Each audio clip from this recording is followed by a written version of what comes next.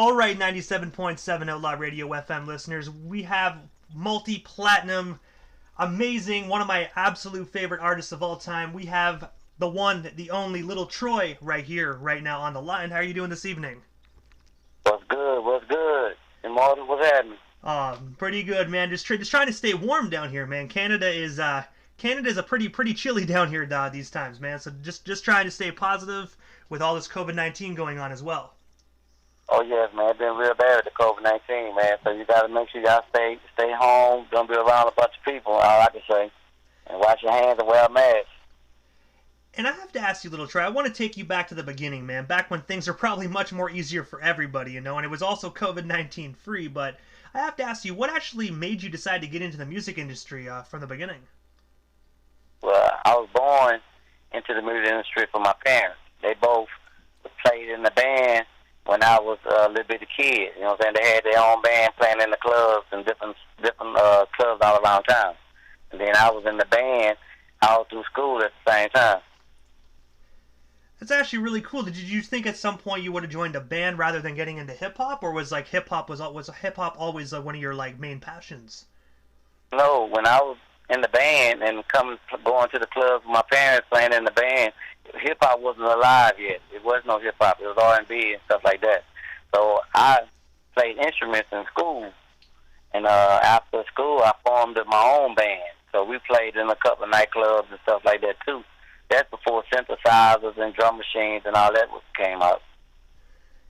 And also, in 1987, you actually joined the group Mass 187. I have to ask you, what's the story behind that phenomenal group? And of course, how did you meet the other members?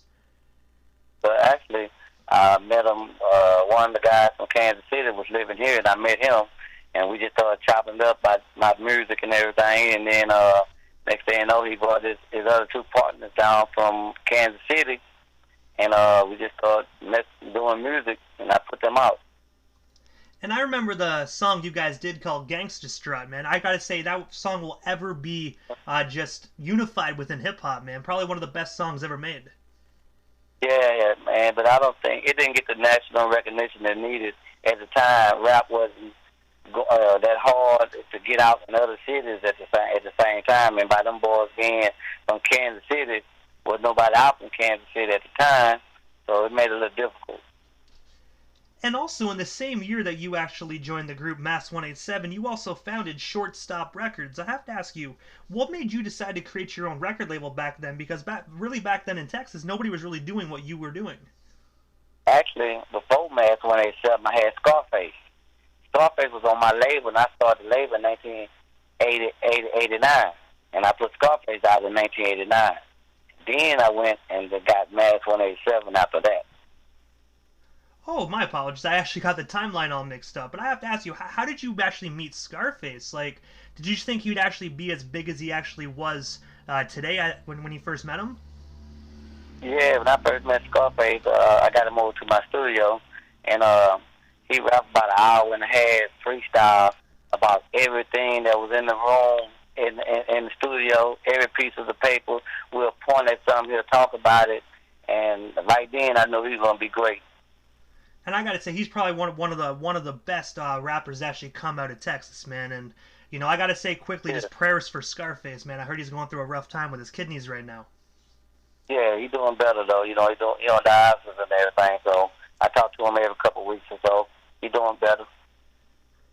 And also in '98, and I first and foremost have to say, Troy, my sincere apologies, because you probably get asked this probably every single interview, but you dropped one of the most famous hip-hop songs of all time, Want to Be a Baller. I have to ask you, can you tell us the story and inspiration behind that amazing song? Because I think that song is probably one of the most famous songs and will be for the rest of our lives, if not longer. Yeah, it's a classic, H-Town classic. Me and my roommate, Grim, he was to live with me, and he did all the music and everything in the room.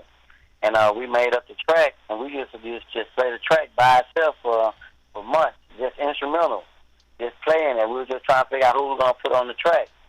So Big T came over to the house one day, and we was just playing the track, folding around. He started singing this song, and I said, that go with this track we got. So he started singing it to it, and then I hit him with a couple words at the end, and we put it together. So we ride around playing just the hook and the track by itself, trying to figure out what H-Town rappers we're gonna put on the track. So one day I had Youngster come by the studio. He came in and laid like 3 verses down.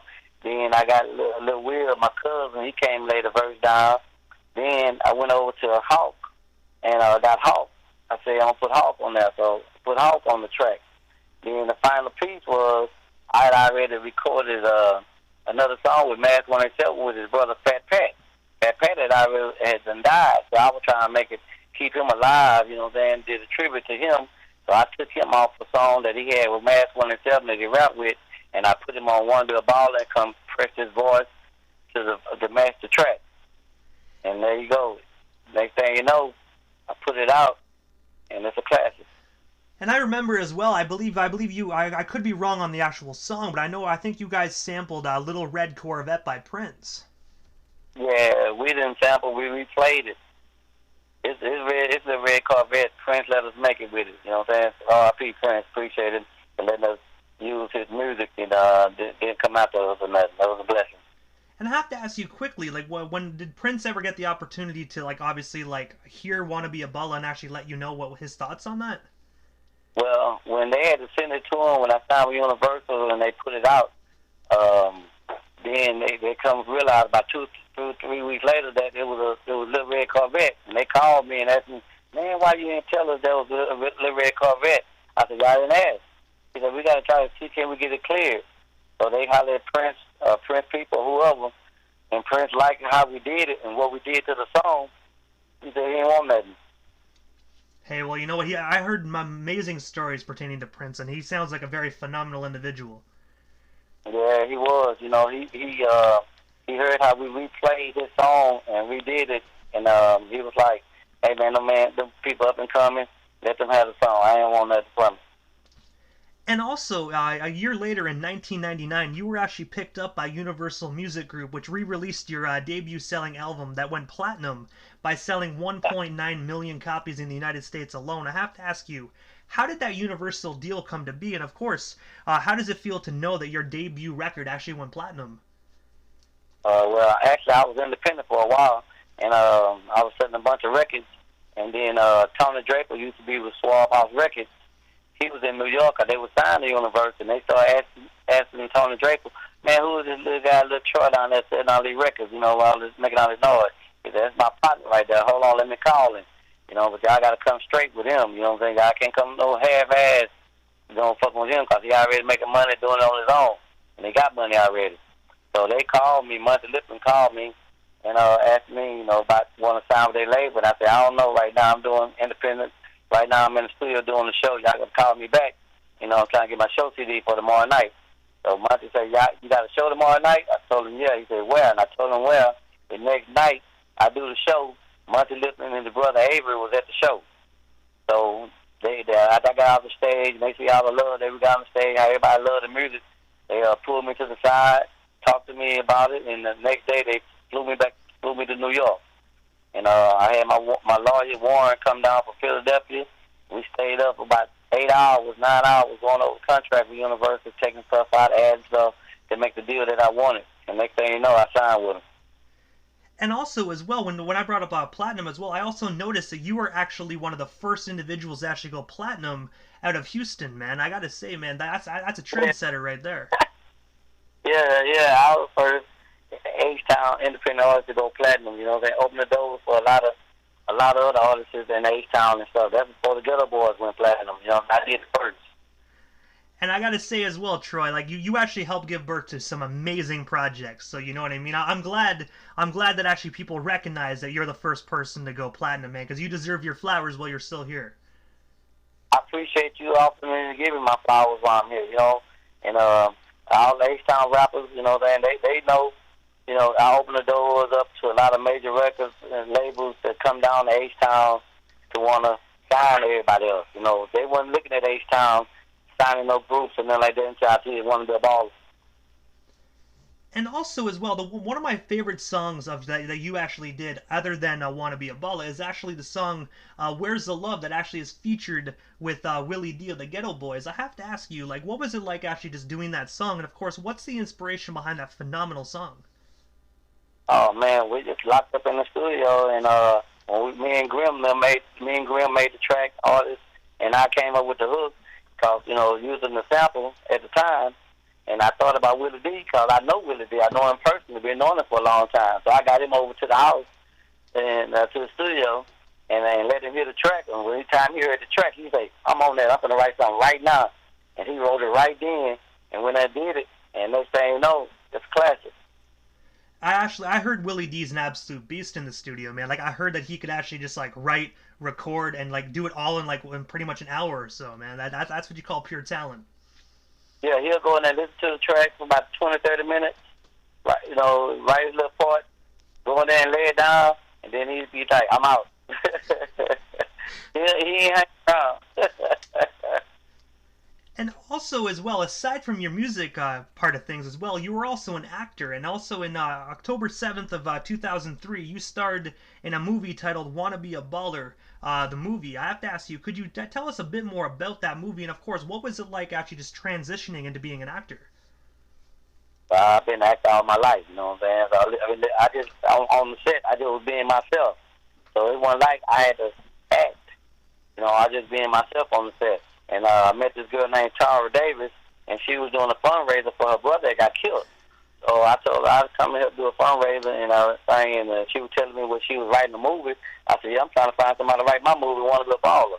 And we got together, wrote the script out, and I brought her and her people down, and we started filming here in Houston.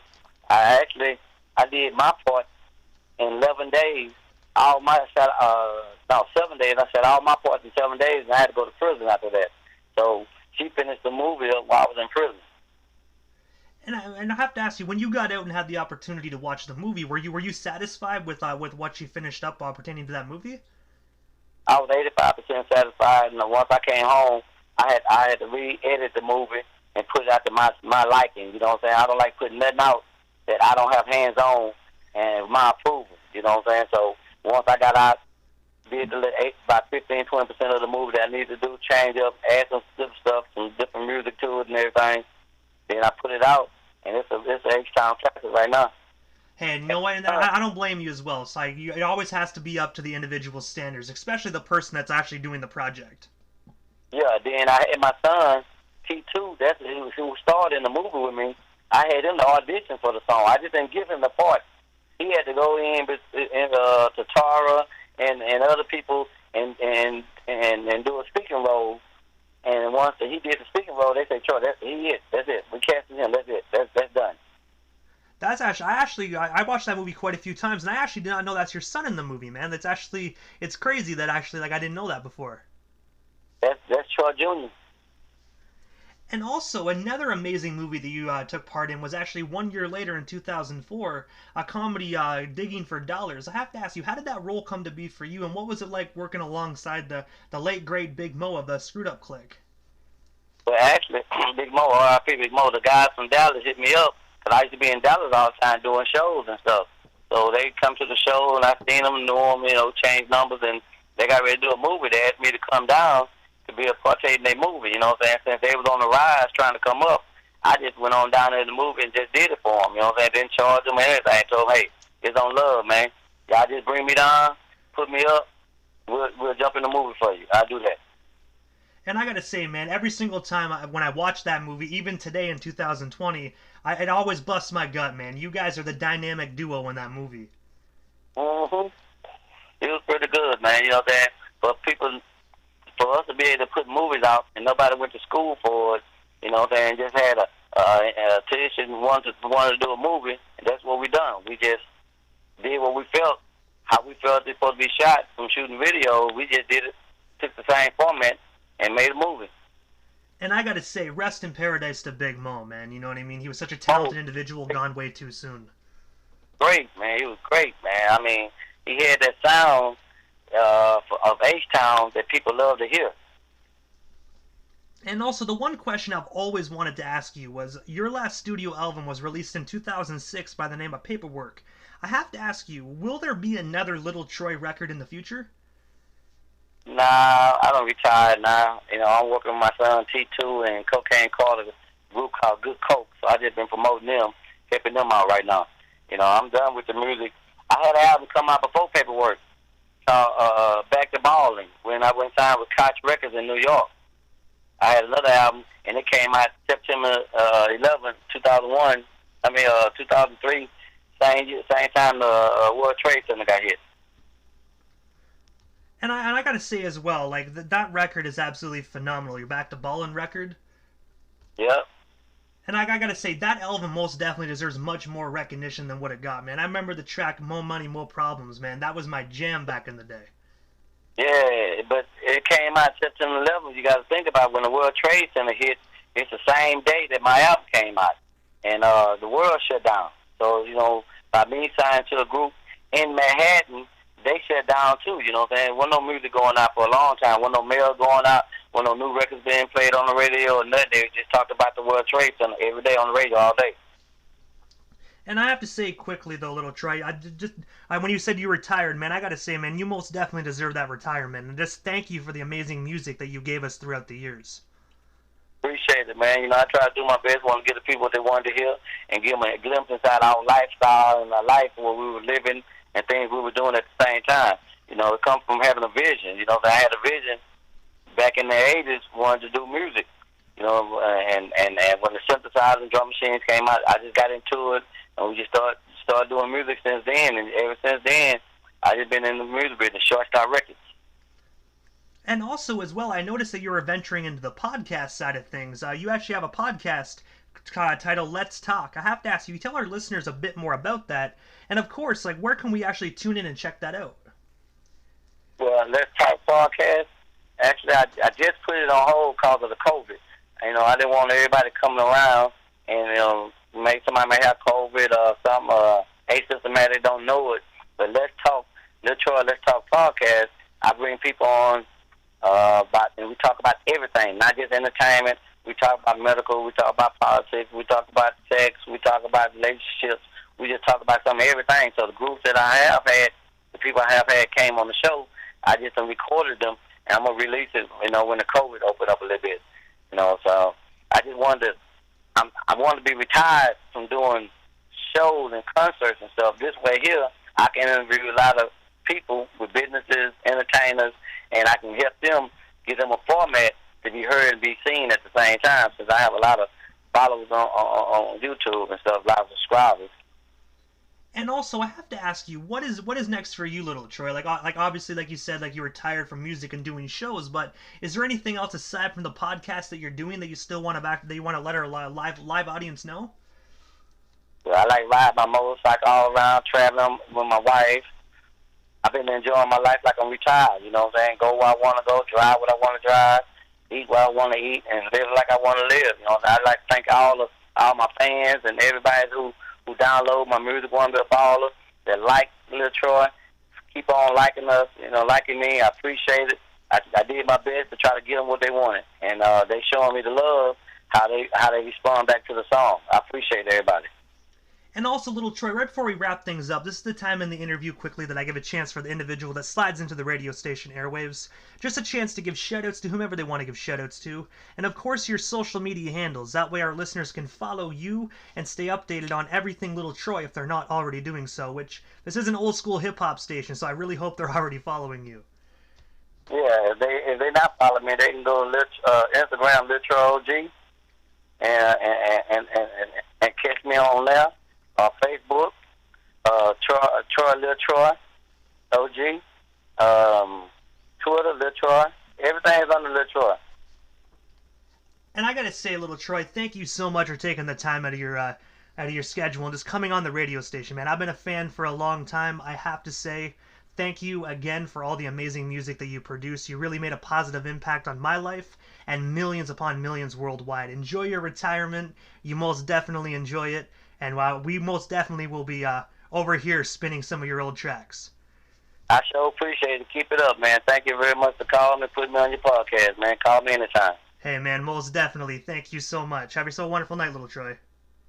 Yeah.